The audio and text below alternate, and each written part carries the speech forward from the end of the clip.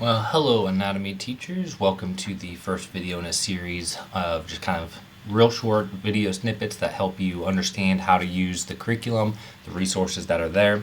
And so I want to break these up so that way if you feel confident about one, you can skip past it. And we're going to start off here on the scope and sequence. If you're not sure how to get to this page, just go to the district website, the Teachers Lounge, and I also have my own page where I've linked to everything. And if you just scroll down to the bottom of this page, you can click on the pictures here and you'll get into the scope and sequence. And from the scope and sequence, you can see you can get to all the other resources within our subject areas. So anatomy, this will actually be new starting for the 25-26 school year. I had a scope and sequence, just this part for last year, but none of the actual curriculum maps. So now this is actually fully flushed out, and I think you'll find it very useful. And this is using the new BioZone resource, which has great content in there. And you'll see I've blended in some other online resources that you'll find useful. So scope and sequence, for those that teach some of my other subjects, this is really just your big picture planning. Everything you find on here, you can also find inside of your curriculum maps. So don't feel like you need this document all the time, but in terms of planning out what your year looks like, what's coming up, this is a good document for sort of that big picture planning. Up at the top, you can click these to get into the actual curriculum maps.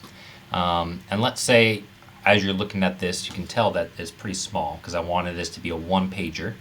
But if you notice up here, if you double click on the picture, it'll drop down with this, which is my large print version. And I have this for all my other subjects too. So now instead of a one pager, it's a front back pager. And now all the font I was able to make a little bit bigger for you. So maybe I'll show the rest of it using this. I've got your generalized pacing up here. With anatomy, we're probably not going to have any quarter assessments, so feel free to spend more time on the skeletal, less on the muscular, or however you want to negotiate this. But I just kind of looking at the pacing, spaced it all out. But you guys have a bit more flexibility in this content area than others. Just make sure that we're not in quarter 3 still working on stuff from quarter 1. The key ideas, these come straight from the textbook. So what are they going to be learning about in each of these different units? You can hopefully find that as a useful planning tool for what exactly are we trying to do in each subject area.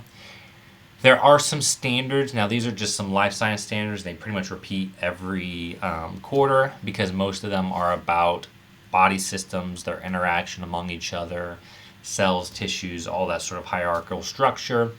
So there aren't any anatomy specific standards, so these are just a few of the biology standards that relate. So if you need standards for lesson planning or anything, these would be the ones that align to it, but it's not like there's different standards in each quarter, except for a few because we start off with sort of the cells and the basic unit of life here, and that doesn't really come up mostly for the rest of the time.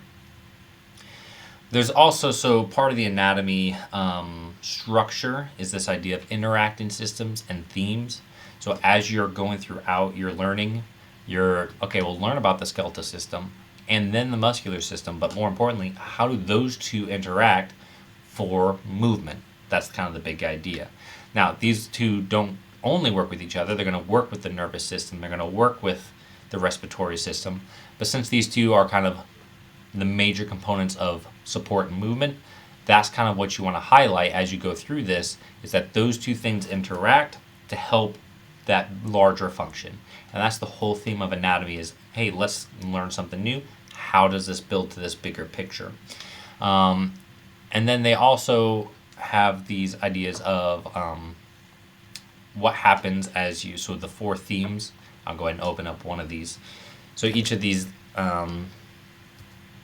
units or concepts kind of have a different theme. So what happens with certain diseases and how does that affect it? What medicines and technologies are we using for these systems? The effects of aging and how does exercise help? So this is something that pops up for each of our little units, and I'll kind of show you how those each pop up. And so that's going to help you kind of plan out how each of these look. Notice that this one, it's support and movement, that's for this entire unit. If we move over here, that's the same for there. As we get towards the end, you'll notice that there's kind of like broken up into all these individual systems. That's sort of how it ends, is each one's kind of separate. I've grouped them together to be a bit more cohesive, but they each kind of had their own separate system. So just note of that. And then instead of having like assessments, which is typically at the bottom, we have dissections. And these are more of a recommendation. You guys can give me feedback, but a rat dissection would be great for looking at the muscle and bone structure, or a cat, but I don't think many people like doing the cat. As you get to the nervous system, doing a brain dissection might be a great idea. And then as we get further down, sheep or a cow heart, because we got the cardiovascular system. And so students should have like a really good idea of that mapping of the heart. And then a fetal pig at the very end, mainly because fetal pigs have really similar anatomy to humans, and that's a good dissection. Feel free to mix it up, but I feel like doing those dissections, one per unit, would be a good way to make this a much more interactive. You can have students preparing for something, and hopefully by the time you're watching this, I'll have these linked with some possible resources, dissection instructions as well. That's pretty much it for the scope and sequence. We are going to move on to our our curriculum maps. And so I'll jump into this page, and we'll have a whole page dedicated just to page 1, which is I call the curriculum landing page, before we move down into the suggested pacing guide. So I will see you guys in the next video. Bye.